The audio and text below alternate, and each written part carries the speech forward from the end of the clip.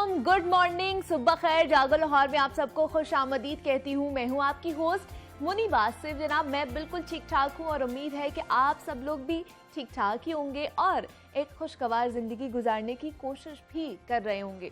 बेशक ज़िंदगी इतनी आसान नहीं होती, ये कठिन और मुश्किल होती है, जो हमेशा मुनसिफाना नहीं रहती है। और ज़िंदगी हमेशा वैसी नहीं होती जैसी हम चाहते हैं, जिसमें कोई दुख तकलीफ़ ना हो, हर वक्त खुशियाँ ही खुशियाँ हो, इत्मीनान हो, सुकून से हम ज़िंदगी गुजारें या खुशहाली हो।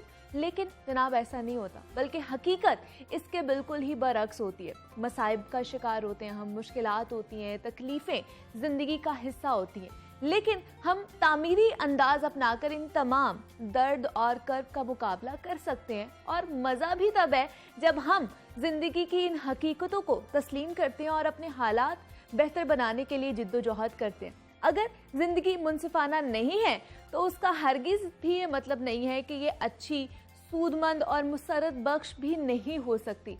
तमाम मसाइल और मुश्किलात का साथ रहते हुए भी हम भरपूर ज़िंदगी गुजार भी सकते हैं और यही एक असल ज़िंदगी है। तो अपनी पहली स्टोरी की तरफ और बात करते हैं कुछ सेहत के हवालों से। तो आजकल सेहत की सारी खबरें जो हैं वो एक ही चीज़ से जुड़ी हुई हैं और वो है मोहलिक कोरोना वायरस, जिसकी जो चौथी लहर है वो तेज़ी के साथ फैल रही है। कोरोना केसेस की शरह में मुसलसल इजाफा भी देखने को मिल रहा है और इसके साथ साथ कोरोना की नई नई इकसाम भी सामने आती जा रही हैं, जो हालात की संगीनी को मजीद बढ़ा रही हैं। कोरोना के बढ़ते केसेस के बायस NCOC की जानिब से एक मरतबा फिर पाबंदियां सख्त करने का भी ऐलान कर दिया गया है और दूसरी जानिब कोरोना वैक्सीनेशन का अमल भी जारी है। लेकिन वैक्सीनेशन का हदफ भी पूरा नहीं हो रहा। एक के बाद दूसरी, दूसरी के बाद तीसरी और अब चौथी लहर फैल रही है, लेकिन अवाम का मजाज बदलने का नाम तक नहीं ले रहा। अवाम की जानिब से दिखाई जाने वाली लापरवाही ही केसेस में इजाफे का बाइस बन रही है। कोरोना वायरस से बचाव कैसे मुमकिन है और अगर किसी में कोरोना के अलामात जाहिर हों तो उन्हें क्या करना चाहिए, इस पर बात करेंगे। हमारे साथ मौजूद हैं प्रोफेसर डॉक्टर अयूब मिर्जा हैं, पल्मोनोलॉजिस्ट हैं। प्रोफेसर साहब, मैं आपको खुश आमदीद कहती हूँ जागो लाहौर में। कैसे हैं आप? जी अल्लाह का शुक्र। डॉक्टर साहब, हम देख रहे हैं कि कोरोना के केसेस रोज़ ब रोज़ उनमें इजाफा देखने को मिल रहा है। इवन के लोग अब वैक्सीनेशन भी करवा रहे हैं, फिर भी क्यों इनमें इजाफा देखने को मिल रहा है? आपको क्या लगता है? देखिए, मैं ज़रा थोड़ा सा पस मंज़र में जाऊँगा। जी जी।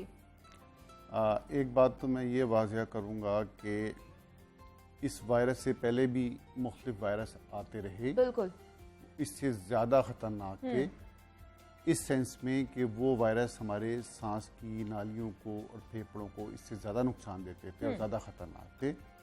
लेकिन उन वायरस में एक ख़ास बात ये थी कि वो वायरस अलामात ज़ाहिर होने के बाद फैलते थे। ठीक है। एक से दूसरे मरीज़ को लगते थे। तो लिहाजा पता लगा इस मरीज़ को ये ख़तरनाक वायरस है, जिसको मर्स वायरस का नाम दिया गया था, मिडल ईस्ट रेस्पिरेटरी सिंड्रोम, और इबोला वायरस था। ये वायरस आए, लेकिन चूँकि मरीज़ को आइसोलेट कर दिया जाता था, बिल्कुल अलग कर दिया जाता था, तो उससे ये था कि वो वायरस जो है वहीं पर जो मरीज़ था उसका इलाज हुआ, ठीक हुआ, नहीं हुआ, ठीक है, वो पूरी दुनिया में फैलता नहीं। अच्छा। इस कोरोना वायरस ने एक ये सलाहियत हासिल की कि ये अलामात जाहिर होने से पहले फैलना शुरू हुआ। यानी कि अभी मरीज़ को उसका सांस खराब नहीं हुआ, मतलब वो अभी इन्फेक्टेड इतना हुआ नहीं होता, लेकिन वो इन्फेक्टेड होता है लेकिन अलामात नहीं आई होती। लेकिन वो मरीज जो है ना वो वायरस को स्प्रेड करना शुरू कर। ठीक है। अच्छा, अब उससे इस वायरस से जिस तरह के हमारी सांस की नालियां और फेफड़े मुतासिर होते हैं, इसकी दुनिया में आया, शुरू हुआ, फैला, नुकसान हुआ। अब इसके साथ इस वायरस के अंदर जो है ना, ये एक अल्लाह ताला का निज़ाम है, इसके पास सलाहियत होती है कि मुस्तकिल ये अपने आप को चेंज करता है। ठीक है, इवॉल्व करता है, शक्ल जो है वो चेंज करता है, शक्ल चेंज करता है। और इसके साथ जो थ्योरी है सर्वाइवल की, ये अपने आप को मजीद फैलाना चाहता है। ओके, ठीक है, ठीक है। तो वक्त के साथ जो इसकी नई वैरायटीज आ रही हैं, नई शक्लें आ रही हैं, उन्होंने स्प्रेड होने की सलाहियत ज्यादा हासिल कर ली। ठीक है, ठीक है। फेफड़ों को उतना ही नुकसान पहुंचा रहे हैं जिस तरह के पहला वायरस वुहान चाइना से रिपोर्ट हुआ था। लेकिन ये जब डेल्टा वायरस आया है, इसकी फैलने की सलाहियत उस वायरस से कहीं ज्यादा है। हाँ, लेकिन फिर भी जो वैक्सीनेशन जिन्होंने लगवा ली वो भी शिकार हो रहे हैं। तो जी, इसमें वैक्सीनेशन के बारे में जो है ना वो ये अर्ज है कि पहली बात तो ये है कि आप जब वैक्सीनेशन करा लेते हैं तो दूसरी डोज कराने के भी कुछ दिनों बाद आपके अंदर इम्यूनिटी आती है। ठीक है, पहली डोज के बाद आपको पूरी इम्यूनिटी नहीं मिलती। ठीक है। दूसरी बात ये है कि वैक्सीन जो है ये 100% वायरस को तो नहीं मारती ना। ये वायरस को मारने की दवाई कोई नहीं है। याद रखिए, अभी तक इस वायरस को मारने की कोई दवाई इजाद नहीं। ठीक है। ठीक है, वैक्सीन आपके अंदर इम्यूनिटी पैदा करती है। ठीक है, अब उस इम्यूनिटी से 80% लोग ऐसे हैं जिनको ये बिल्कुल कोरोना होगा ही नहीं, लेकिन कुछ लोग ऐसे हैं जिनको हल्की फुल्की बीमारी होगी, तकलीफ होगी, वो ठीक हो जाएंगे, लेकिन वो लोग दूसरों को स्प्रेड कर सकते हैं कोरोना स्टिल। तो उससे ये होगा जिन लोगों ने वैक्सीन नहीं कराई उनमें कोरोना फैलेगा, ज्यादा तेजी से फैलेगा। इसीलिए अमेरिका में उन्होंने अपनी फिर दोबारा से CDC ने गाइडलाइंस रिव्यू कर ली हैं और उन्होंने कहा है जी अगर आपने वैक्सीन करा ली है तब भी आप मास्क पहने, तब भी आप जो है SOPs का ख्याल रखें। लेकिन बहुत से लोग पहले भी वैक्सीन ना करवाने के उसमें थे, हक में थे कि वैक्सीन करा लेंगे तो पता नहीं क्या हो जाएगा। अब इस तरह का जब सिचुएशन आ जाती है, एहतियात हम खुद नहीं कर रहे और वैक्सीन भी लग गई है, उसके बाद भी जब डॉक्टर्स कहते हैं एहतियात करें, हम नहीं करते, तो शिकार आप हो जाते। तो फिर ये प्रोपेगेंडा नहीं है वैक्सीन के खिलाफ? जी, मैं समझता हूँ कि ये बिला वजह जो है ना वो प्रोपेगेंडा किया जा रहा है और खाली हमें नहीं बल्कि पूरी दुनिया की इंसानियत को इंतहाई जिम्मेदारी का मुजाहरा करना है, वरना जो है ना वो हालात काबू में नहीं आएंगे। बिल्कुल ऐसे ही है। पूरी दुनिया में हमें कोशिश ये करनी है कि ये वायरस ज्यादा फैले मत, सर्कुलेट मत करे। अगर ये फैलेगा, सर्कुलेट करेगा, इसकी और नई शक्लें निकल आएंगी। अब ये डेल्टा है, फिर डेल्टा से आगे भी एक किस्म आ गई है, लैम्डा आ गई है, उससे आगे भी कोई किस्म कैलिफोर्निया का भी आ गया है। जी, कैलिफोर्निया का आ गया है। तो ये इसकी शक्लें आती रहेंगी। तो हमने इंतहाई एहतियात का मुजाहरा करना है, वैक्सीन करानी है। वैक्सीन कराने से अभी भी जो NCOC पाकिस्तान का डाटा है उसके मुताबिक जिन लोगों ने वैक्सीन कराई है वो बहुत कम ऐसी तादाद है जिनको हल्का फुल्का कोरोना हुआ है। हल्का फुल्का क्या, उनकी जो सिचुएशन है वो वर्स्ट हुई है। बहुत थोड़े लोग हैं, लेकिन जिन लोगों ने वैक्सीन नहीं कराई है वो एक बहुत बड़ी तादाद। बिल्कुल ऐसे ही है। तो अब भी जिन लोगों ने, यानी कि अब तो ये डाटा पाकिस्तान में आ गया है, जिन लोगों ने वैक्सीन नहीं कराई है वो इसका शिकार हो रहे हैं।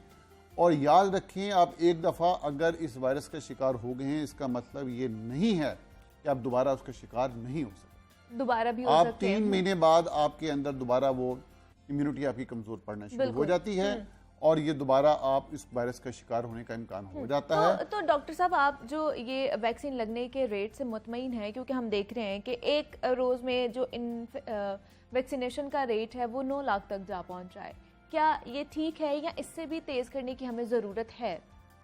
देखिए जी, हम एक थर्ड वर्ल्ड कंट्री हैं, हमारे मुल्क में तालीम का तनासब, शऊर का तनासब बहुत कम है। मैं समझता हूँ कि ये 10 लाख की जो फिगर हमने अचीव की है ये भी एक बड़ी अच्छी फिगर है। ठीक है, अगर हम इसको कंसिस्टेंसी रखें, इसको इसी तरह वैक्सीन कराते रहें लोग, और वैक्सीन कराने के साथ मास्क का इस्तेमाल करें। और दूसरी जो सबसे अहम बात है कि कहीं भी हमने 4 दीवारी के अंदर कोई इज्तिमा नहीं करना। ठीक है। मस्जिद के अंदर अगर नमाज पढ़नी है तो गर्मियों का मौसम है, खिड़कियां खोल के रखें, AC मत चलाएं, फासला रख के नमाज पढ़ें। ठीक है, इस या अगर शाम का टाइम है, रात की मगरिब इशा की नमाज है तो वो बाहर सहन में अदा। ठीक है, मज़ारात में इज्तिमा करना, मस्जिद के अंदर इज्तिमा करना, शादी हाल के अंदर इज्तिमा करना, मतलब जितनी भी गैदरिंग्स हैं इंडोर गैदरिंग, उनसे इज्तिनाब ही करें। इंडोर गैदरिंग से आपने इज्तिनाब करना है। अभी भी ये डेल्टा वायरस का मसला हुआ है, ये इंडिया के अंदर वहाँ की जो उनकी जो मौजूदा बस इक़्तिदार हुकूमत है, बिल्कुल मोदी हुकूमत की इंतहाई अहमकाना हरकत से पैदा हुआ है। वरना अदरवाइज इंसानियत नज़दीक आ गई थी कि हम बस वायरस को शिकस्त देने ही वाले थे, वैक्सीन इजाद हो गई थी और प्लान बन गया था कि दुनिया की इतनी आबादी को हम वैक्सीन करेंगे तो हमारी इससे निजात मिल जाएगी और ये उन्होंने जो है बेवकूफ़ी की, वहाँ पर उन्होंने एक अपना एक मजहबी एक त्यौहार किया जिस पे लाखों लोग जमा हुए, और वहाँ पर जमा होने के बाद जब ये वायरस इकट्ठा होता है तो फिर नया वायरस पैदा हो जाता है, ये नई वायरस की शक्ल निकली और ये फिर वहाँ से इंडिया से पूरी स्प्रेड दुनिया होता पूरी दुनिया में दोबारा से फैल गया है। तो डॉक्टर साहब, अगर किसी को कोरोना हो जाए तो उसकी अलामात क्या होंगी? क्योंकि मुख्तलिफ किस्म के एक आ रही हैं खबरें आ रही हैं कि जितनी नई इकसाम आ रही हैं उनकी अलामात भी मुख्तलिफ हो रही हैं, ऐसा ही है? जी, थोड़ा सा उसमें फ़र्क होता है। अच्छा। यानी कि इस दफ़ा जो है उसमें गला ख़राब होने का जो है ना वो ज़्यादा है, आपको गला ख़राब होगा, ठीक है, बुखार होगा, और एक चीज़ इसमें मैं समझता हूँ कि कॉमन है तमाम जो भी वायरस की टाइप्स हैं कि आपके जिस्म में शदीद दर्द होता है, ठीक है, जिस्म में और सर में शदीद दर्द होता है, ठीक है, ये तमाम इकसाम में कॉमन है। अलबत्ता इसमें यह है कि वही आपको पता नहीं लगता और एकदम आपके फेफड़े इन्वॉल्व हो जाते हैं और आपकी सांस की तकलीफ एकदम डेवलप हो जाती है। ये निस्बतन इसमें जल्दी होती है। अच्छा। पिछली जो वायरस की किस्म की निस्बत, तो इसमें ये फ़र्क है। ये बाकी फर्क। बाज़ लोगों को पेट में तकलीफ हो सकती है, अच्छा। लूज मोशन आ सकते हैं, वो भी इसमें होता है। बल्कि एक मरीज़ जो है पिछले दिनों देखा कि उसके जिस तरह एलर्जी हो जाती है मुंह के गिर्द, होंठों के गिर्द, और वो सारा हम कहते हैं एलर्जी हो गई है। एक मरीज़ जो था वो किसी प्राइवेट हॉस्पिटल में वो इस अलामत के साथ आया था, उसको बुखार था और समझ रहे थे शायद उसको एलर्जी हो गई है, तो उसका फिर एक्सरे कराया तो उसमें थोड़ा नमूनिया आया, लेकिन बाद में जब टेस्ट कराया गया तो वो भी कोरोना वायरस निकला। तो इसलिए इसकी मुख्तलिफ अलामात आ रही हैं मुख्तलिफ लोगों के अंदर। तो लेकिन आजकल अगर किसी मरीज को बुखार हो और साथ उसका जिस्म दर्द कर रहा हो, बिल्कुल, तो फौरी तौर पर क्या एहतियाती तदाबीर अपनानी चाहिए और कौन सा टेस्ट करा लेना चाहिए फौरी तौर पर अगर इस तरह की कोई टेस्ट तो सिचुएशन हो? वही है, इसका PCR टेस्ट है, ठीक है, जो कोरोना का टेस्ट हो रहा है वही टेस्ट है, कराएंगे आप। वही जो है वो एक अब तक वैलिड टेस्ट है। इसके अलावा एंटीबॉडीज भी करा सकते हैं, लेकिन ज़्यादा टेस्ट जो वैलिड वो यही है। लेकिन अगर किसी को बुखार की अलामत आती हैं तो वो खुदा के वास्ते अपने आप को अलहदा कर ले। अलहदा करने से मुराद है घर में ही रहे लेकिन कमरे में अलग कर ले। घुलने मिलने से और जो है आपस में मुसाफा करने से और किसी ख़ास तौर पे ये मेट्रो ट्रेन में, मेट्रो बस में, इसमें सफ़र करने से परहेज, वरना जो है ना वो इतना फैलाव उसका शुरू हो जाएगा कि अगर आपने सफर करना भी है, अगर बाहर निकलना भी है तो तमाम तरह SOPs का ख्याल रखें, फिर उसके साथ निकलेंगे तो आप फैलाव का बाइस भी कम बनेंगे और आपको भी वो कम लगेगा। दूसरा डॉक्टर साहब मुझे बताइएगा, अगर जिनको कोरोना हो जाए तो फिर जो ऑक्सीजन लेवल है उसको मेंटेन रखना कितना ज़रूरी होता है और कितना होना चाहिए हमारा ऑक्सीजन लेवल? जी, बात यह है जब कोरोना हो जाता है ना तो उसके बाद तो इंसान एक दफ़ा जो है ना वो अल्लाह ताला के हवाले हो जाता है। फिर उसके बाद में उसके अपने हाथ में नहीं होता मरीज के कि मैं ये करूं, मैं ये करूं, मैं इस तरह खा लूं, इस तरह पी लूं, ठीक हो जाऊंगा। ये उसकी बॉडी का रिस्पांस है कि वायरस को कैसा रिस्पांस करता है। तो इसमें यह है कि हमारी आमतौर पे जो ऑक्सीजन, जो उसकी खून में ऑक्सीजन की मिकदार है वो 96 या 97% तक है, और उसके लिए एक छोटा सा फिंगर पल्स ऑक्सीमीटर मिलता है। जी। वो अपना ख़रीद ले इंसान और अपनी जो है ना वो ऑक्सीजन सैचुरेशन मेजर करता रहे। उसमें सिर्फ ये है कि अपनी उंगली को पहले थोड़ा सा हल्का सा इसको ज़रा मले और मलने के बाद उसको गर्म करने के बाद इसमें पल्स ऑक्सीमीटर लगाए, ठीक है, और अपनी ऑक्सीजन सैचुरेशन मेजर करे, और कोई नाखून पे किसी किस्म की पॉलिश नहीं लगी होनी चाहिए। तो ये 96 और 97% तक होती है नॉर्मल जो होती है, ठीक है। तो इसमें भी ये होता है कि बाज़ औक़ात मरीज़ जो है वो जब बैठा होता है या लेटा होता है उसकी ऑक्सीजन नॉर्मल आएगी, लेकिन जैसे ही वो थोड़ा चलेगा, ये सीढ़ियाँ चढ़ेगा, उसकी ऑक्सीजन सैचुरेशन ड्रॉप हो जाएगी, ठीक है। अगर उसकी ऑक्सीजन सैचुरेशन 90% से ड्रॉप हो जाती है थोड़ा चलने से या थोड़ा सीढ़ियाँ चढ़ने से, इसका मतलब है कि उसके फेफड़े खासे मुतासिर हो चुके हैं। ऐसे मरीज को जो है वो अस्पताल में दाखिले की जरूरत पेश आ सकती है। अच्छा, मतलब कहाँ तक उसकी सैचुरेशन लेवल जो है वो चली जाए तो उसको फौरन से हमें हॉस्पिटलाइज्ड कर देना चाहिए? जी, मैंने आपको अर्ज किया 90% जो है ना ये कट ऑफ वैल्यू है। ओके। 90% से नीचे जाती है तो उसको फौरन अस्पताल में दाखिल होना जरूरी है, क्योंकि फिर उसकी जो है ना वो कंडीशन मजीद क्रिटिकल हो सकती है, हो सकता है उसको मुस्तकबिल में। और ये भी होता है कि आप सोच ही रहे होते हैं चंद घंटों में मरीज फिर जो है ना वो उसकी ऑक्सीजन ड्रॉप करती है, वो सीरियस हो जाता है, तो उसके बाद में वेट करना जो है ना इंतहाई खतरनाक है। और बहुत से लोग हैं जो घर पर भी सिलेंडर यूज कर लेते हैं, तो क्या ये बेहतर है या हॉस्पिटलाइज्ड ही होना ज्यादा बेहतर है? जी, इसमें ये काफी जो थर्ड वेव आई थी इसमें इस्तेमाल हुआ है, इसमें कोई बहुत कबाहत भी नहीं है। इसका फायदा ये होता है कि हॉस्पिटल पे बोझ भी कम पड़ता है, और दूसरा ये है कि वो मरीज भी जो है ना वो अपने घर में या कमरे में निस्बतन जो है ना वो मॉरली ज़्यादा स्ट्रांग होता है। हॉस्पिटल में जब आता है डेथ्स होती हैं, देख के जो है ना वो मॉरल डाउन हो जाता है। लेकिन ये फिर वही बात है कि ये काफ़ी ख़तरनाक काम है, क्योंकि बाज़ औक़ात मरीज़ जो है ना वो एकदम बहुत सीरियस हो जाता है और उसको जो है ना मसनूई सांस की जो मशीन की ज़रूरत पड़ सकती है। तो ये आपका जो मॉलेज है इसमें सबसे बेहतर ये है, हमारे पास जिस तरह सोशल मीडिया आ गया है, तो सोशल मीडिया व्हाट्सएप के जरिए इवन के बाद मेरे मरीज अपनी वीडियो बना के भेज देते हैं कि मरीज इस कंडीशन में है, इस तरह सांस आ रहा है, ये इसकी ऑक्सीजन सैचुरेशन आ रही है, तो उसके अपना मॉलेज जो है ना वो बेहतर डिसाइड कर सकता है। साथ उसके खून के टेस्ट होते हैं, उसका एक्सरे होता है। अब ये भी सहूलत आ गई है कि इवन के बाद लेबॉर्ट्रीज घर पे आके एक्सरे कर देते हैं। एग्जैक्टली, बिल्कुल ऐसे तो आप अपने मॉलेज के साथ व्हाट्सएप पे रब्ता रखें, घर में ऑक्सीजन सिलेंडर का बंदोबस्त कर लें। लेकिन मेरा ख्याल ये है कि उसमें दो चीज़ें, एक तो ये है ना कि आपको जब बीमारी आती है तो एक दफ़ा बीमारी अपना जोर पकड़ती है, तो जोर पकड़ने के बाद जो है ना उसके बाद में आहिस्ता आहिस्ता नीचे की तरफ आती है। तो अगर बीमारी एक दफ़ा आपकी जोर पकड़ गई है और वो सारा जो है ना अपनी पीक अचीव कर ली है उसने और आपकी ट्रीटमेंट हो गई है, तो उसके बाद में अगर ऑक्सीजन की ज़रूरत है तो बेहतर है आप फिर घर शिफ्ट हो जाएं। फिर आहिस्ता आहिस्ता आहिस्ता आहिस्ता आपकी ऑक्सीजन जो है ना वो कम होती जाएगी और दवाइयाँ आपकी कम होती जाएंगी। तो उसके लिए बहुत ज़्यादा अस्पताल में रहने का फ़ायदा नहीं बल्कि नुकसान होगा। दूसरा मुझे बताइए कि डॉक्टर साहब क्या कोरोना से निपटने के लिए जो अद्वियात हैं वो मार्केट में मौजूद हैं और किस तरह के अद्वियात हमें लेनी चाहिए? देखिए, मैंने आपको पहले अर्ज किया था कि अभी तक कोई ऐसी दवाई नहीं आई जिससे कोरोना का जरासीम मरे।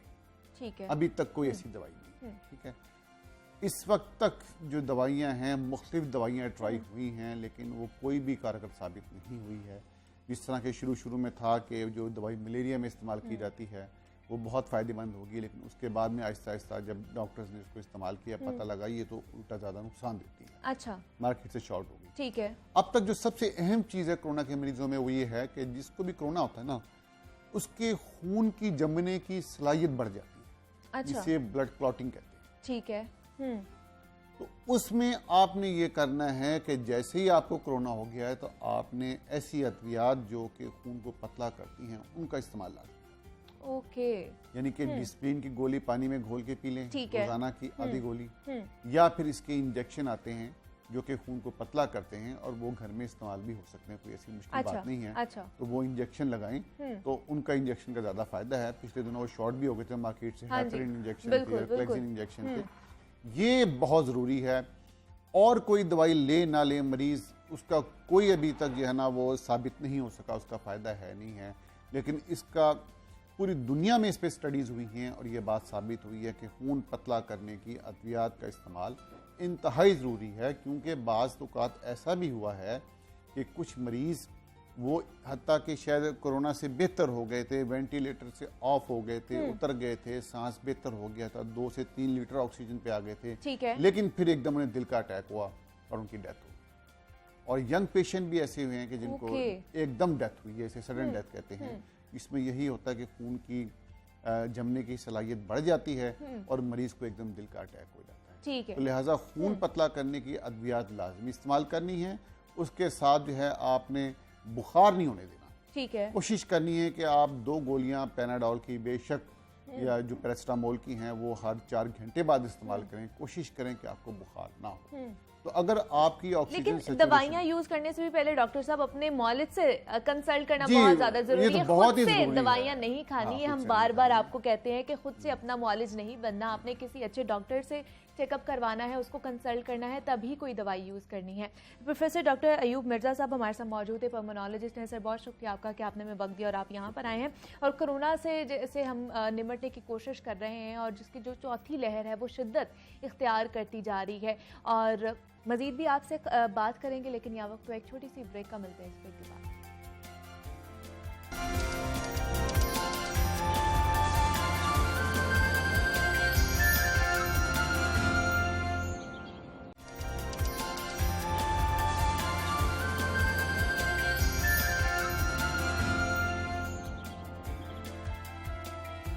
वेलकम बैक टू जागो लाहौर। जनाब, अब जिक्र उनका जो फर्ज की राह में जान निछावर करने से भी गुरेज नहीं करते, जो वतन की हिफाजत में अपनी जान की कुर्बानी तक दे देते हैं। मुल्क के दिफा और दहशतगर्दी के नासूर को खत्म करने और कानून की बालादस्ती के लिए जहां अफवाज पाकिस्तान और दीगर सिक्योरिटी इदारों के जवानों ने अपनी जानों का नजराना पेश किया, वहीं पाकिस्तान पुलिस भी इंसदादे दहशतगर्दी ऑपरेशंस में हरावल दस्ता रही है। पुलिस के सैकड़ों नौजवानों ने भी अपनी जानों की कुर्बानी दी है। पुलिस के शहदा हमारी कौम, हमारे मुल्क के हीरो हैं। दहशतगर्दी के खिलाफ जंग में अपनी जानों का नजराना पेश करने वाले पुलिस के अफसरान और जवानों को खिराज अकीदत पेश करने के लिए आज यौम शहदाए पुलिस मनाया जा रहा है। मुल्क व कौम के लिए जान निछावर करने वाले ऐसे ही बहादुर जवानों में लाहौर की मॉल रोड पर होने वाले खौफनाक धमाके में शहीद होने वाले एक जांबाज officer DIG traffic captain retired Ahmad Mubeen शहीद भी थे।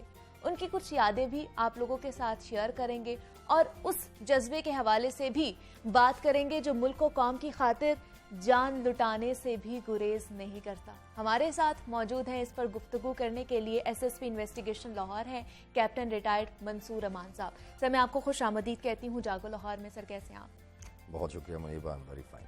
सर, आज का जो दिन है उसको मनाने का जो मकसद है, हमें सबसे पहले तो वो बताइएगा, और जो पुलिस शहदा हैं उनको किस तरह खिराज अकीदत पेश किया जाता है आज के दिन? जी, एक तो 4 अगस्त का दिन जो है इट्स अ सिंबॉलिक डे।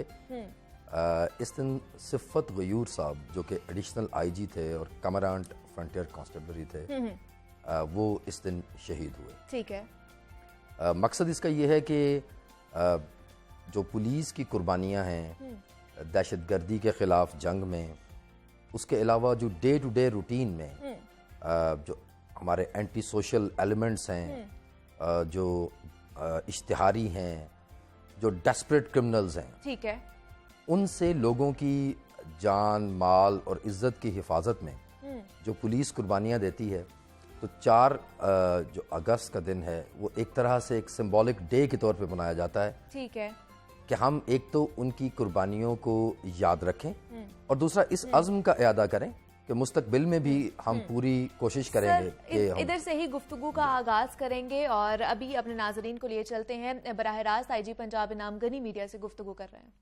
की खिदमत में पेश हों हमारी जो vulnerable segments of the society हैं, स्पेशली हमारी जो ख़वातीन हैं, हमारी बहनें बेटियां, उनकी ट्रांसजेंडर्स, माइनॉरिटीज़, हम उनकी खिदमत करें, हम अपने बुज़ुर्गों की खिदमत करें, हम अपनी कौम की खिदमत करें, और इसी में हमारी इज़्ज़त है और इंशाल्लाह इसी वजह से हमारी इज़्ज़त रहेगी। Thank you very much. Thank you. जनाब, IG पंजाब इनाम गनी की गुफ्तगू आपने सुनी है। अब दोबारा से अपने टॉपिक की तरफ चलते हैं और हमारे साथ कैप्टन रिटायर्ड मंसूर अमान साहब मौजूद हैं। सर, आप बता रहे थे कि आज के दिन का मकसद जो है वो किस तरह मनाया जाता है या उसका विजन क्या है?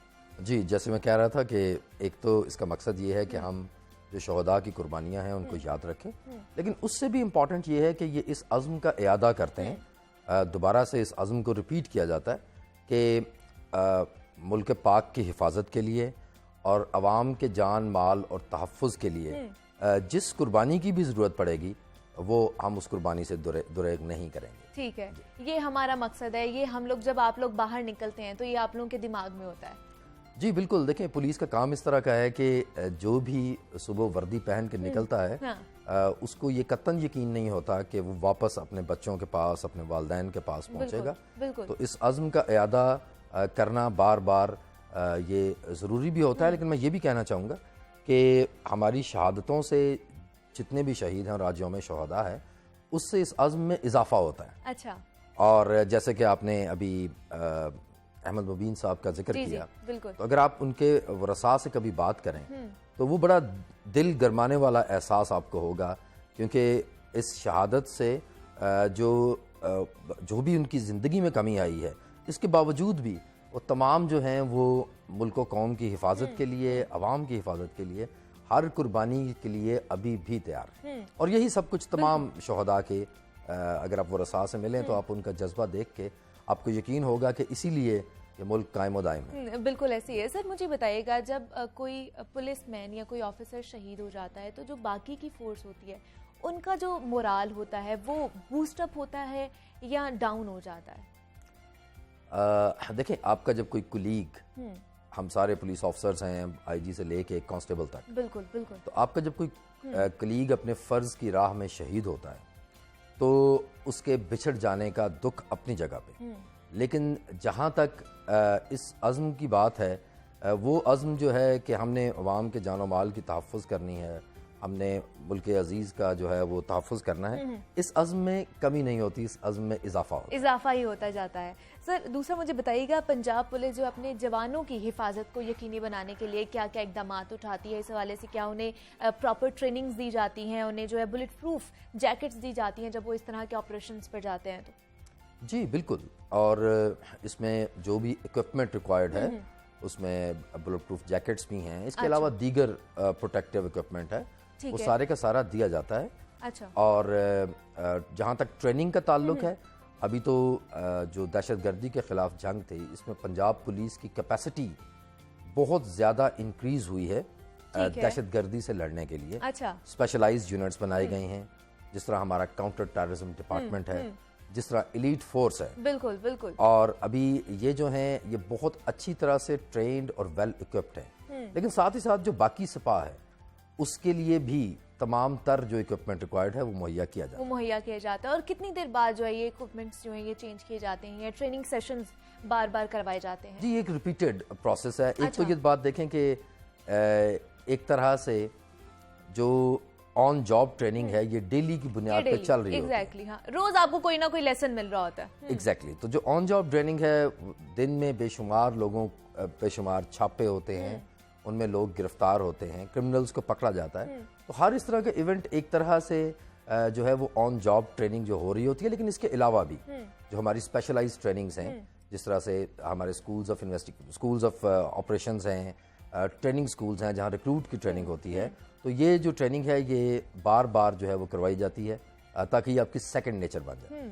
ठीक है। और दूसरा सर, जब इस तरह का कोई मौका आता है तो सबसे पहले जो एक अहम सवाल होता है वो ये होता है कि जो शोहदा हैं उनके बाद उनकी फैमिलीज़ का क्या होता है? क्या उन्हें ख़ास तौर पर खसूसी पैकेजेस दिए जाते हैं? तो वो किस नौयत के होते हैं और क्या क्या उन्हें सहूलियात बाद में दी जाती हैं? जी बिल्कुल, शोहदा को जो फैमिलीज़ हैं उनको हम अपनी फैमिलीज़ के तौर पे, पुलिस जो एक ब्रदरहुड है उसकी फैमिली के तौर पे ट्रीट किया जाता है। और ये सिर्फ यौम शोहदा की हद तक महदूद नहीं है, बल्कि डेली की बुनियाद पे जो है अगर किसी को कोई मसला है, कोई मसाइल हैं किसी भी नौइयत का, उसके लिए एक मरबूत निज़ाम मौजूद है, एक ऐप मौजूद है, सेंट्रलाइज्ड डाटाबेस मौजूद है। इसके अलावा भी जो हमारा पुलिस स्टेशन स्टाफ है वो they are very well aware कि उनकी अपनी जुरिस्डिक्शंस में कितने शोहदा हैं, उनके बच्चे कितने हैं। ठीक है। जहाँ तक पैकेजेस का ताल्लुक है, कोई भी पैकेज जो उनकी कुर्बानी है उसको कंपनसेट नहीं कर सकता, हाँ। लेकिन इसके बावजूद भी आगे से फैमिली और बच्चों की जो वेलफेयर है उसके लिए एक हैंडसम पैकेज जो है वो नकद अमाउंट का होता है। रिटायरमेंट की एज तक तनख्वाह जो है वो मुकम्मल दी जाती है। जो शोहदा के बच्चे हैं उनकी मुफ्त तालीम का बंदोबस्त किया जाता है। ठीक है। और इसके साथ साथ जो स्पेशल सीट्स हैं जिन पे जो वार्ड्स ऑफ शोहदा हैं उनको भर्ती भी किया जाता है। तो मैं यहाँ पे ये कहना चाहूँगा कि हमारे पास बहुत से ऐसे बेटे हैं, ऐसी बेटियाँ हैं जो कि अपने बाप की शहादत के बाद भी उसी अज़्म के साथ दोबारा जो है वो पुलिस फोर्स में ही अपनी जॉब कर रहे हैं। अच्छा, उसी चीज़ को आगे लेकर जाना चाहते हैं। दूसरा मुझे सर बताइएगा, हमारे यहाँ पुलिस पर बड़ी ज़्यादा तनकीद की जाती है, हम देखते हैं, और हालांकि उनकी कुर्बानियाँ जो हैं पुलिस की वो किसी से ढकी छुपी नहीं है, हमें पता है कि वो कितनी जद्दोजहद करते हैं। तो अवाम में इनका इमेज या पुलिस का इमेज को बेहतर बनाने के लिए जो महकमा है, आपका महकमा, वो क्या किरदार अदा करता है? देखें, एक तो जो सबसे ज़्यादा अवाम का कांटेक्ट होता है वो पुलिस के साथ होता है। बिल्कुल। चौक पे, सड़क पे, नाकाबंदी पे, ट्रैफिक पुलिस, आपको जब कुछ सर्विसेज चाहिए, आपकी फॉर एग्जांपल आपके सिक्योरिटी क्लियरेंस, ड्राइविंग लाइसेंसेस, तो पुलिस जो है वो एक तरह से पॉइंट ऑफ कांटेक्ट होता है बिटवीन अवाम और जो स्टेट अथॉरिटी। ठीक है। उसमें कुछ ऐसे बदकिस्मती से वाक़यात ज़रूर हो जाते हैं जो कि नहीं होने चाहिए, लेकिन ये है कि वो अगर आप देखें तो उनकी तादाद भी ग्रेजुअली कम होती जा रही है। उसकी वजह ये है कि अब जो बिहेवियर है वो एक मेजर फोकस है। आईजी साहब का भी लाहौर की अगर बात करें तो सीसीपीओ साहब का, जो हमारे deputy inspector general of police हैं, तो एक स्पेशल फोकस है।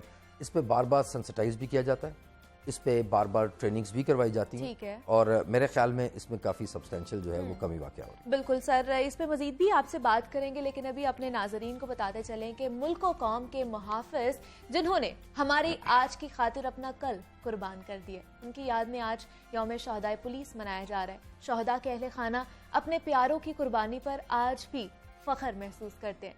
सानिहा, फैसल चौक में शहीद होने वाले DIG कैप्टन रिटायर्ड अहमद मुबीन की वालिदा आंसुओं के साथ अपने शहीद बेटे को सलाम पेश कर रही हैं। मजीद देखिए इस रिपोर्ट में।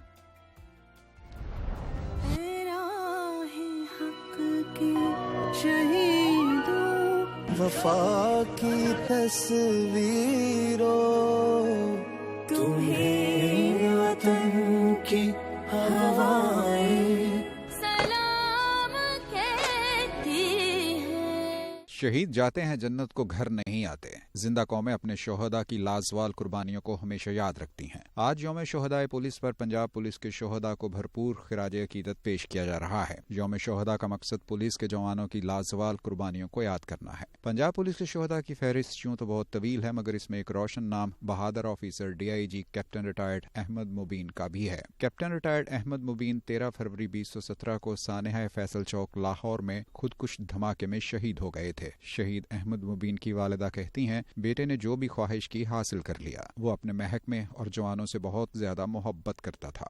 हर एक दर्द को अपना दुख दर्द समझा, हर एक बात को अपनी बात, किसी का काम है अपने महकमे के, उसको पता लग गया। शादी है, ब्याह है, मरना है, जीना है, उठना है, किसी ने जाना है, किसी आना है। मगमूम वालिदा ने मजीद बताया कि अहमद मुबीन के वालिद उसे डॉक्टर बनाना चाहते थे, मगर उसने आर्मी ज्वाइन की। मुबीन के बेटे को भी महकमा पुलिस में ऊंचे ओहदे पर देखना चाहती हूँ। डॉक्टर साहब कहते थे कि तुम्हें डॉक्टर बनाऊंगा, तो ना मैंने तो डॉक्टर नहीं बनना। कहते क्यों, आप हमें कहीं लेके नहीं जाते, तो मैंने नहीं बनना। उसके बाप को शुबा भी नहीं था कि ये पुलिस में फौज में जाएगा। पंजाब पुलिस ने अपने शोहदा को कभी फरामोश नहीं किया। यही वजह है कि उनकी याद आज भी दिलों में ताज़ा है। कैमरामैन साजिद इलियास के साथ अरसलान हैदर, लाहौर न्यूज़। जनाब, ये रिपोर्ट आपने देखी, खसूसी तौर पर कैप्टन मुबीन पर बनाई गई थी और उन्हीं की यादें ताज़ा करने के लिए हमें ज्वाइन किया है आमना मुबीन है, अहलिया है कैप्टन रिटायर्ड अहमद मुबीन साहब की। आमना साहिबा, बहुत शुक्रिया आपका कि आपने हमें वक्त दिया। और जैसे कि हम बात कर रहे हैं कि कैप्टन मुबीन की जो शहादत है वो हम सब के लिए एक फ़ख्र है, तो उनकी शहीद की बीवी होना आपको कैसा एहसास दिलाता है? अस्सलाम वालेकुम जी। बिस्मिल्लाहिर्रहमानिर्रहीम। जी बिल्कुल, एक एजाज की बात होती है किसी भी शहीद के साथ, किसी भी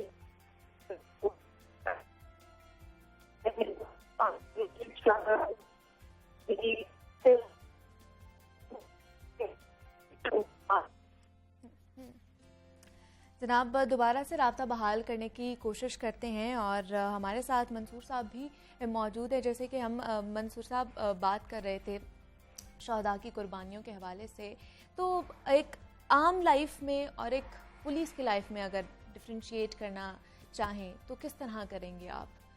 किस तरह की लाइफ होती है एक आम इंसान की और एक पुलिसमैन की?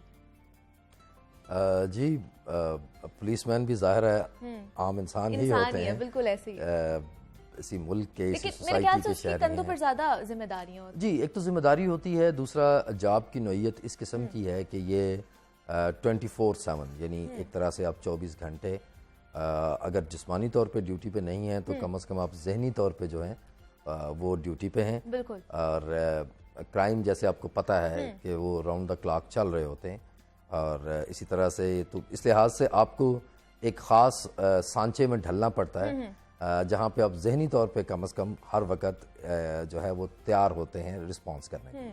बिल्कुल ऐसे ही है। और दूसरा यहाँ पर देखा जाता है कि तनकीद तो की जाती है पुलिस वालों पर, और उन मुलाजमीन के ड्यूटी आवर्स की अगर बात की जाए तो उनकी ड्यूटी आवर्स की क्या तजवीज़ दी जाती है कि जैसे हम लोगों के 8 घंटे, हम लोगों ने 8 घंटे ही ड्यूटी करनी है, आप लोगों के भी 8 घंटे ही होते हैं या इससे भी ऊपर चले जाते हैं ड्यूटी आवर्स जो हैं? देखें, जहाँ तक कि हमारी जो जूनियर पुलिस ऑफिसर्स हैं जिनकी ड्यूटी की नौइयत इस किस्म की है कि जिन्होंने सड़कों पे पेट्रोलिंग करनी है या नाकाबंदी पे खड़े होना है, चेकिंग्स करनी है, कोशिश की जाती है अपने ताईं पूरी कि उनको जितना पॉसिबल हो सके उनके ड्यूटी आवर्स को जो है वो एज पर स्टैंडर्ड जो है वो रखा जाए। अच्छा। लेकिन फिर वही बात है कि अगर किसी भी किस्म की इमरजेंसी सिचुएशन है, ठीक है, तो हमारा ओथ है कि जो भी सिचुएशन होगी, जहाँ भी होगी, उससे निपटने के लिए हम तैयार होते हैं। ठीक है जी, आमना साहिबा से हमारा राब्ता दोबारा से जुड़ चुका है। आमना साहिबा, मैं आपसे पूछ रही थी कि एक शहीद की बीवी होना कितना एहसास और फ़ख्र महसूस होता है आपको, उसके बारे में बताइएगा। और दूसरा मुझे बताइएगा कि कैप्टन साहब की कौन सी आदत थी जो आपको बहुत ज़्यादा पसंद थी? देखिए, तो उनका साथ आर्मी के वक्त से रहा। He was a captain when we got married. हमारी शादी बहुत अर्ली एज में हुई। मैं तो उनकी पूरी, जितनी उनका स्ट्रगल रही इस दौरान, उनकी पूरी पुलिस की, उनका आर्मी का करियर, सब मेरे साथ ही गुजरा उनका। अच्छा। तो बेसिकली इंसान के अंदर एक डिवोशन होती है, एक किसी भी चीज के लिए जब वो पैशनेट होता है तो उसको डेफिनेटली अपनी मंजिल और अपनी डेस्टिनेशन का पता हो। सो इस जो शोधा होते हैं उनकी डेफिनेटली एक एम, उनका जो एक डेस्टिनी होती है वो तो डेफिनेटली यही होती है कि अपने मुल्क के लिए हर तरह बिल्कुल ऐसे ही है, वो हर तरह से अपनी जान की भी बाजी लगाने के लिए गुरेज नहीं करते। एक फ्रेंड के लिए कितना भी बहादुर होता है। ठीक है जी। आमना साहिबा, मुझे बताइएगा कि वो किस चीज़ के लिए कैप्टन साहब जो थे वो अपनी ज़िंदगी में ज़्यादा पैशनेट थे? क्या लगता है आपको? ज़रा हमें हमारे साथ थोड़ा सा बताइएगा उनके बारे में। जनाब, राब्ता हमारा मुनक़ता हो गया है। आमना मुबीन साहिबा हमारे साथ मौजूद थी। आमना साहिबा, बहुत शुक्रिया आपका कि आपने वक्त निकाला और हमारे साथ गुफ्तगू की है कैप्टन साहब से। सर, मुझे आप बताइएगा, अभी अगर हम पुलिस नफरी की अगर बात करें हमारे यहाँ पर पुलिस में, तो अभी तक उनको कमी का सामना करना पड़ता है। कितनी कमी अभी भी हमें चाहिए या कमी का सामना है, और कितने अभी पुलिस एहलकार चाहिए हमें अपने महकमे में? जी देखें, बात यह है कि तकरीबन तमाम महकमे ही रिसोर्स कंस्ट्रेंट का शिकार हैं हर तरह से। तो इससे ज़्यादा ज़रूरी बात यह है कि हम डिलीवर क्या करते हैं, वो ज़्यादा इम्पॉर्टेंट है। आप ये देखिए कि जो भी रिसोर्स कंस्ट्रेंट्स हैं, उसके बावजूद भी अगर आप देखें तो जो राउंड द क्लॉक तमाम सीनियर ऑफिसर से लेके CCPO से लेके कांस्टेबल तक राउंड द क्लॉक जो है वो काम करते हैं और अपनी पूरी कोशिश करते हैं कि जो अवाम का जानो माल है उसका तहफ़्फ़ुज़ किया जा सके, और कोई जुर्म होता है तो उसको ट्रेस किया जाए और करार वाकई सज़ा जो है वो अदालतों से दिलवाई जाए। और मैं इसमें ये हाईलाइट करना चाहता हूँ कि सिर्फ लाहौर की हद तक नहीं, अगर आप पूरे पाकिस्तान में देखें तो मुख्तलिफ पुलिस डिपार्टमेंट के 7200 से ज़ायद शोहदा हैं, और इसमें जो है पंजाब पुलिस के 1500 से ज़्यादा शहीद हैं।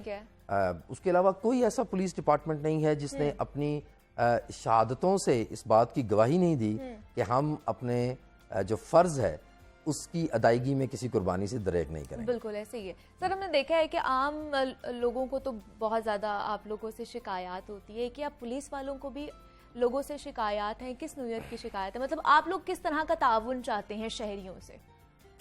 नहीं, मैं ये नहीं कहूँगा जी। मैं देखें, अगर आप ये देखें कि कितने लोग क्राइम कमिट करते हैं किसी सोसाइटी में, तो उनका परसेंटेज जो है वो गालबन 1% से भी कम है। बिल्कुल ऐसी है, हाँ जी। जो 99% और इससे भी ज़ायद लोग हैं वो इंतहाई अमन पसंद, एक दूसरे के हकूक का ख्याल करने वाले और जो एक रिस्पॉन्सिबल सिटीजन होते हैं। अच्छा। मुझे और हमें अब हमारे काम में बहुत ज़्यादा सपोर्ट भी करते हैं। अच्छा। पुलिस का काम मुमकिन नहीं है जब तक कि उसको आवाम की सपोर्ट ना हो। बिल्कुल ऐसे ही है। अगर मैं आपको एग्जांपल दूं, अगर हम 100% चाइल्ड अब्यूज़ के केसेस ट्रेस करते हैं, जितने भी होते हैं, या हमारी फॉर एग्जांपल मर्डर में 90% से ऊपर हमारी शरह होती है ट्रेसिंग की, अरेस्ट की, हर चीज़ की, तो इसमें अवाम का ताउन जो है या दहशतगर्दी के खिलाफ जंग जो है वो हमने कुर्बानियां दे के पाक फौज ने, पुलिस ने, तमाम डिपार्टमेंट्स ने वो जंग जीती है। बिल्कुल ऐसे ही है और ये जंग नहीं जीती जा सकती थी जब तक कि अवाम का ताउन आवाम का ताउन ना हो। बेशक ऐसे ही है। और सर आप लोगों की इस जद्दोजहद को,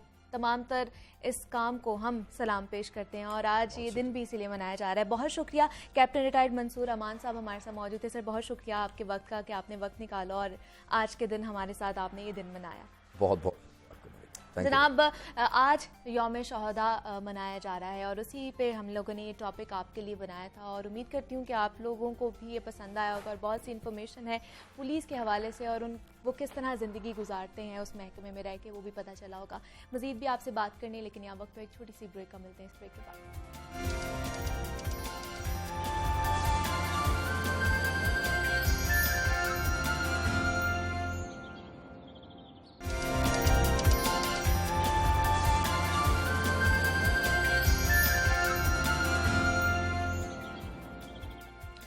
वेलकम बैक टू जागो लाहौर। जनाब, अब आगे बढ़ते हैं और अब रुख करते हैं खेल के मैदान का और कुछ बात करते हैं हम सबके पसंदीदा खेल क्रिकेट की। तो कौमी क्रिकेट टीम दौरे वेस्ट इंडीज पर मौजूद है, लेकिन पाकिस्तान बिला मुकाबला वेस्ट इंडीज T20 सीरीज बारिशों की नजर हो गई है। पहला, तीसरा और चौथा मैच बारिश की वजह से खत्म हो गया, जबकि दूसरे मैच में पाकिस्तान ने वेस्ट इंडीज को शिकस्त दी थी, जिसकी वजह से ये 4 मैचेस की सीरीज अब पाकिस्तान ने अपने नाम तो कर ली है, लेकिन गुज़श्ता कुछ अरसे से कौमी क्रिकेट टीम की कारकर्दगी तसल्ली बख्श नहीं दिखाई दे रही। इंग्लैंड में वनडे सीरीज में व्हाइट वॉश और T20 सीरीज में 2-1 से शिकस्त ने Babar Azam 11 PCB selection committee coaches पर तनकीद के महाज खड़े कर दिए थे। T20 वर्ल्ड कप शुरू होने को है और ऐसे में पाकिस्तानी क्रिकेट टीम की कारकर्दगी कितनी इत्मीनान बख्श है, इस पर बात करेंगे।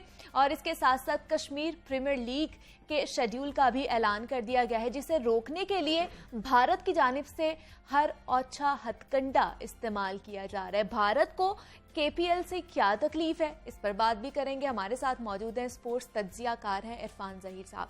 इरफान साहब, मैं आपको खुशामदीद कहती हूँ। जागो लाहौर में कैसे हैं? जी अल्लाह का शुक्र अल्हम्दुलिल्लाह जी। इरफान साहब, हमने देखा वेस्ट इंडीज के खिलाफ जो T20 सीरीज थी, 3 मैच तो हो नहीं सके बारिशों की वजह से, एक जो हमने जीता उसकी वजह से सीरीज हमने अपने नाम कर ली है पाकिस्तान ने।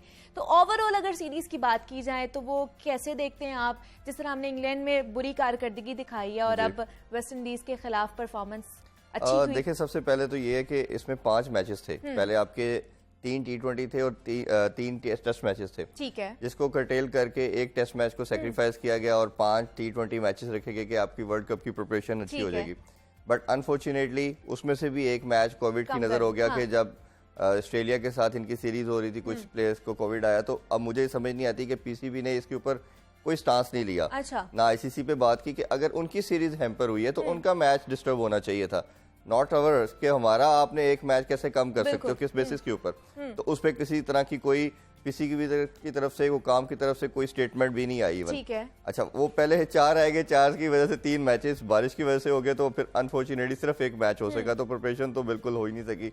और जो कुछ प्लेयर्स का हम कम्बिनेशन देखना चाह रहे थे, पर्टिकुलरली मैं बात करूंगा मिडिल ऑर्डर की और बॉलिंग के लिहाज से, वो हम नहीं देख पाए। ठीक है। तो समहाउ, लेकिन चलें, एक अच्छी चीज ये है कि हम सीरीज जीत गए, इंग्लैंड से हार के आए थे। तो चलो, वेस्ट इंडीज भी देखा जाए तो वर्ल्ड चैंपियन है, 2 दफा की चैंपियन है और उनके खिलाफ सीरीज जीतना है एक मैच की वजह से ही, तो अच्छी खुशाइन चीज है।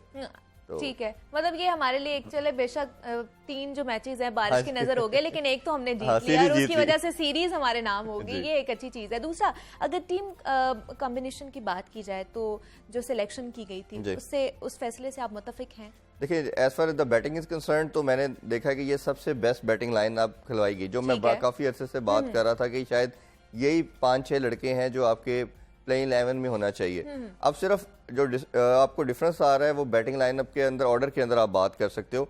जैसे शर्जील रिजवान के साथ ओपन कर रहा है, तो अगर मुझे लगता है कि शर्जील किसी मैच में जल्दी आउट हो जाता है तो फखर को आपको ऊपर लाना पड़ेगा, ठीक है, क्योंकि फखर और दोनों एक तरह के प्लेयर हैं शर्जील। फिर इसी तरह आपको लगता है कि हफीज फॉर्म में नहीं है, तो अगर आपको किसी दिन बड़ा टोटल चाहिए तो आप शोएब मकसूद के बैटिंग ऑर्डर को आगे पीछे कर सकते हो।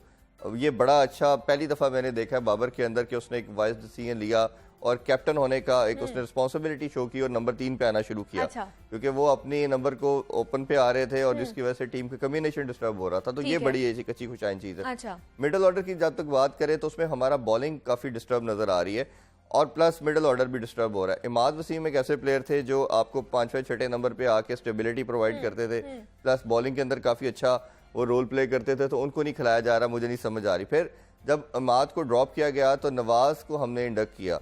नवाज ने आपको सीरीज जिताई भी, इवन दो आपको साउथ अफ्रीका के अगेंस्ट सीरीज जिताई, इवन ऑस्ट्रेलिया जब पाकिस्तान साउथ अफ्रीका गया उधर भी बहुत अच्छा परफॉर्म किया, but out of the blue उनको फिर एक ड्रॉप कर दिया गया, उनको कोई मैच नहीं खिलाया गया ना इंग्लैंड में ना यहाँ। तो ये एक बिल्कुल इलॉजिकल किस्म का डिसीजन चलता चला जा रहा है थिंक टैंक का कि वो क्या सोच रहे हैं, क्या स्टेट ऑफ माइंड है। क्योंकि इससे क्या होता है कि आप एक प्लेयर को विदाउट एनी रीजन डालते हो फिर निकालते हो तो फिर उसका मोराल बिल्कुल डाउन हो जाता है। इसी तरह इमाद को भी जब ड्रॉप किया गया था तो कोई रीजन नहीं थी, वो सबसे बेस्ट बॉलर थे इकॉनमी के लिहाज से इनिशियल 6 ओवर के अंदर। तो इस तरह की चीजें बड़ी डिस्टर्ब है। फिर आपका पेस अटैक काफी वेरिएबल चीज है कि पेस अटैक के अंदर हमने देखा कि हमने कोई 7-8 लड़के ट्राई कर चुके हैं लेकिन जो कि परफॉर्म नहीं कर रहे। इसमें हसनैन भी है, हारिस रऊफ की हमने देखा कि पैचेस में अच्छी परफॉर्मेंस आती है बट लास्ट 3 सीरीज के अंदर बहुत मार पड़ी उन्हें। इसी तरह शाहीन शाह अफरीदी भी आल्दो के हमारा सबसे मेन बॉलर है बट वो भी न्यू बॉल के साथ अच्छी बॉलिंग नहीं कर पा रहे। सिर्फ एक ही बॉलर हमें नजर आता है वो हसन अली है जो कंसिस्टेंट परफॉर्मेंस दे रहे हैं और पाकिस्तान को जिता रहे हैं। बट मुझे लगता है कि अगर आपने वर्ल्ड कप में जीतना है, अच्छा नंबर पे आना है, तो आपको आमिर या वहाब किसी एक को जरूर रखना पड़ेगा। ठीक है। और खास तौर पे वहाब का मुझे थोड़ा ज्यादा चांसेस लग रहे हैं क्योंकि उनकी इस मैनेजमेंट के साथ उतने खराब मामलात नहीं है जितने आमिर के बाकी लोगों। हाँ जी, आमिर के तो आपको पता स्टेटमेंट और रिटायरमेंट भी ले चुके, तो वो थोड़ा सा मुश्किल टास्क लग रहा है, but you never know in Pakistan what is going to happen. और दूसरा इरफान साहब के लोगों की तरफ से ये भी तनकीद की जा रही है कि शोएब मलिक को जो है इसमें रखना चाहिए, टीम में शामिल करना चाहिए, इस पे आप क्या कहेंगे? बिल्कुल ठीक कह रहे हैं। मेरा ख्याल है कि सब कॉन्टिनेंट के अंदर शोएब मलिक सबसे एक सीजन्ड और मिडिल ऑर्डर के अंदर स्टेबिलिटी प्रोवाइड करने वाले प्लेयर है। ये फिर भी मेरा मानना ये है कि शोएब मलिक अगर हो भी तो 6 लड़के आपके यही खेलने चाहिए क्योंकि उनके स्ट्राइक रेट पे थोड़ा क्वेश्चन मार्क आप कर सकते हैं as compare to these guys. But आपका एक ऐसा प्लेयर जरूर बैकअप पे बेंच स्टैंड पे बैठा हो, अगर इनमें से कोई परफॉर्म नहीं करता, किसी को इंजरी हो जाती है, कोई और मसला आता है, तो आप फौरन से शोएब मलिक जैसे बैट्समैन को इन कर सकते हो। तो ये 6-7 लोग ही होते हैं आपकी हमेशा हर टीम कॉम्बिनेशन के अंदर 6-7 लड़के आपके पास हैं, एक आपको ऐड करने की जरूरत है। और मेरा ख्याल है कि शोएब मलिक आजम खान को रिप्लेस करते मुझे नजर आ रहे हैं कि आजम खान की जो फिटनेस के मसाइल हैं वो अपनी जगह इंटैक्ट है और प्लस उनका जिस तरह की फिजिक है, मेरा ख्याल है उनको कुछ काम करने की जरूरत है, कम से कम भी 1-2 साल अभी उनको अपने आप पे वर्कआउट करना चाहिए। इसी वजह से उनको दूसरे तीसरे मैच से ड्रॉप किया गया था। उनको प्रैक्टिस मैच के अंदर हेड पे बॉल लग गई थी जिसकी वजह से वो उनको 3 मैचेस के लिए आउट कर दिया गया था वो, लेकिन अल्हम्दुलिल्लाह he is fine now. But मेरा ख्याल है कि अभी इंटरनेशनल सर्किट पे उनको डालने के लिए थोड़ा सा टाइम रिक्वायर्ड है। अच्छा। उसके लिए वर्ल्ड कप में आप नए लड़कों के साथ नहीं एक्सपेरिमेंट कर सकते। इसी तरह हमने देखा मोहम्मद वसीम जूनियर को ऐड किया गया बट उनका भी मुझे नजर आया कि जैसे उनके ऊपर हिटिंग हुई तो वो थोड़े से पैनिक नजर आए। इसी लिए हम कह रहे हैं कि सीनियर आपका किसी भी बड़े गेम के अंदर बड़े जो प्लेटफॉर्म है उसके ऊपर आपका होना बहुत जरूरी है। बिल्कुल, आमिर या वहाब में से दोनों में से एक रखना मस्ट होगा। फिर आपके पास शाहीन शाह अफरीदी है, हसन अली है, ये आपका एक कॉम्बिनेशन बनता मुझे नजर आ रहा है। और स्पिनिंग डिपार्टमेंट के अंदर शादाब पे हम ज्यादा रिलाई कर रहे हैं, आल्दो कि शादाब की पास्ट परफॉर्मेंसेस बहुत अच्छी है बट हमें नामों पे नहीं चलना, हमें परफॉर्मेंसेस पे चलना है, वो किसी की भी हो, चाहे वो नवाज की हो या इमाद की हो। तो मेरा ख्याल है ये थोड़ा सा देखने की जरूरत है। अगर आपको लगता है शादाब परफॉर्म नहीं कर रहा तो आप इमाद को इंडक्ट कर सकते हैं, या अगर कर रहा है तो 2 को इंडक्ट किया जा सकता है, 2 स्पिनर, क्योंकि यूए की कंडीशन के अंदर आप एक स्पिनर के साथ नहीं जाएंगे, आपको एटलीस्ट 2 स्पिनर चाहिए होंगे।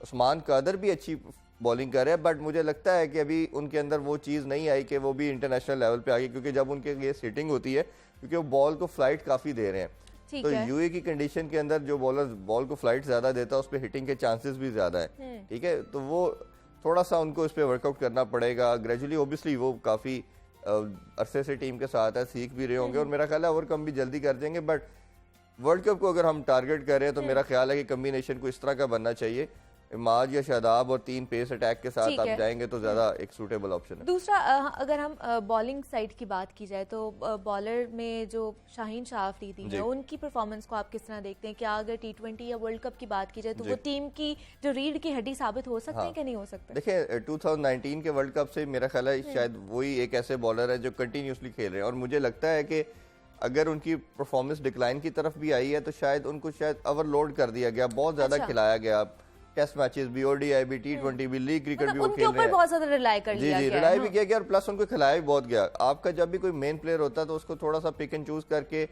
आपको सर्टेन गेम्स चूज करनी पड़ती है कि मतलब उन्हें रेस्ट करने की जरूरत है, थोड़ा सा रेस्ट कराना चाहिए था, पीछे थोड़ा करवाया भी था इन्होंने, जो हमने देखा कि जिम्बाब्वे के अगेंस्ट सीरीज के अंदर करवाया और थोड़ा सा कुछ मैचेस में पीछे भी रेस्ट दिया गया, बट मेरा ख्याल है कि उनको खिलाया बहुत गया, बट उनके ऊपर भी रिस्पॉन्सिबिलिटी है, वो पुरानी बॉल के साथ थोड़ा अच्छा बॉल कर रहे हैं, न्यू बॉल के साथ उनके ऊपर भी काफी अटैक हो रहा है, क्योंकि अब with the passage of time हमने देखा है कि टीम काफी वर्कआउट करके आती है, वो भी बॉलर्स की लेंथ को देखती हैं, ये कहाँ बॉल करता है, इसके क्या स्ट्रॉन्ग पॉइंट्स हैं, तो मेरा ख्याल है कि अभी उनको इस पे काफी वर्कआउट, और मेरा ख्याल है बहुत टैलेंटेड है, बहुत जल्दी इसको एड्रेस कर लेंगे, तमाम जो मिस्टेक्स वो उन्होंने कुछ की हैं अपनी लेंथ के लिहाज से, बॉल थोड़ा सा आगे पिच कर रहे थे जिसकी वजह से हिटिंग उनको काफी इजीली हो रही थी, तो ये कुछ टेक्निकल चीजें हैं, ओब्वियसली वकार यूनुस उनके साथ हैं, करना तो चाहिए, बट हमने देखा कि वो कोई ऐसा कमोडिटी बना नहीं पा रहे, उस पर भी काफी क्वेश्चन मार्क है। उसकी क्या वजह आपको लगती है, क्यों नहीं कमोडिटी बन रही? ये तो मेरा ख्याल है वो ज्यादा बेहतर आंसर कर सकते हैं, लेकिन उनका एज ए कोचिंग हमने जितना भी देखा और उनका एज ए प्लेयर देखा तो शायद उनसे बड़ा कोई प्लेयर नहीं था, बॉलिंग की इन टर्म्स ऑफ बॉलिंग बात करें,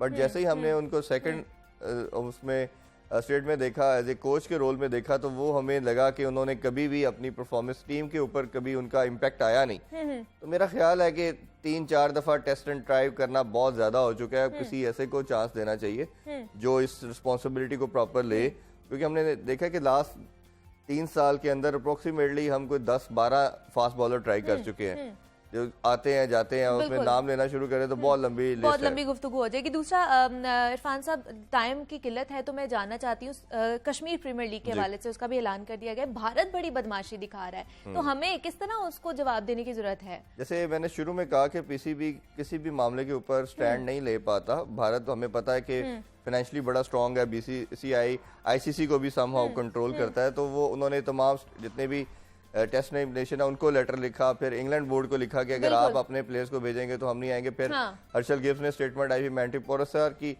की स्टेटमेंट हमारे सामने आई, तो इंग्लिश बोर्ड ने मुझे राय ने बताया कि वो उन्होंने मना भी कर दिया अपने प्लेयर्स को पाकिस्तान आने के लिए, तो मेरा ख्याल है आप पाकिस्तान को चाहिए कि इंटरनेशनल कोर्ट ऑफ आर्बिट्रेशन में इस मसले को लेके जाए कि किस तरह आप स्पोर्ट्स के अंदर कर सकते हो, और मेरा अपना ये मानना ये है कि आपको स्पोर्ट्स को रिलीजन और पॉलिटिक्स से सेपरेट रखना चाहिए, क्योंकि ये एक ऐसी चीज है जो पूरी दुनिया को यूनाइट करती है, एक दूसरे को साथ कल्चर को लेके चलती है, अगर आप उसके अंदर भी ये चीजें ऐड करेंगे तो बड़ा वो डेंजरस है। पीसीबी को और पाकिस्तान गवर्नमेंट को इस पे जरूर स्टैंड लेना चाहिए, ताकि ये जनाब क्रिकेट पे हम बात कर रहे थे, और जो वेस्ट इंडीज के खिलाफ जो सीरीज है वो पाकिस्तान अपने नाम कर ली है, और इस पे हम बात करते हैं। इरफान ज़हीर साहब हमारे साथ मौजूद है, स्पोर्ट्स एनालिस्ट हैं। इरफान साहब, बहुत शुक्रिया आपका कि आपने वक्त दिया। जनाब, उम्मीद है कि आज का प्रोग्राम भी आप लोगों को पसंद आया होगा, हमें ज़रूर इसके बारे में फीडबैक दीजिएगा। मुझे इजाज़त दीजिए, कल आपसे दोबारा मुलाकात होगी नए टॉपिक्स के साथ, तब तक के लिए अपना ख्याल रखिए। अल्लाह हाफिज़।